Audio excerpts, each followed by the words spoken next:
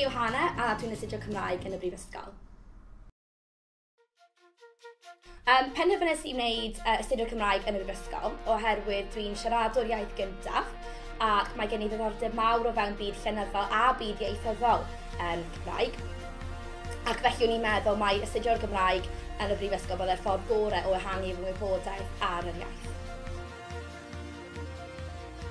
Fy hoff beth am y cwrs yw'r amrywiaeth rydyn ni'n cael o fewn darlithoedd, o darlithoedd, i weithdai, i gyfnodau profiad gwaith. A mae hyn i gyd yn rhoi sgiliau newydd i ni ac yn cyfle i ni ddatblygu fel unigolion ac i ddatblygu'n sgiliau ni. Felly pan dyn ni yn graddio ac yn mynd allan i'r byd mawr, mae'r sgiliau yna gyda ni wedyn i fod y pobl gorau gallwn ni fod ym mha bynnag swydd i ni'n penderfynu mynd ar ei ôl.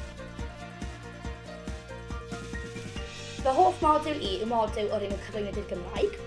Modiwl gramadegol yw hwn, a dwi'n hoff iawn o ramadeg yr iaith, ac felly mae dysgu am ferfau ac ansoddeiriau pethau fel yna, pethau dwi lot o ddim yn hoffi dysgu amdanyn nhw, yn rhywbeth sy'n apelio'n fawr ata i, a mae'r modiwl yna i gyd yn seiliedig ar ramadeg, felly dwi'n mwynhau'r modiwl yna'n fawr iawn.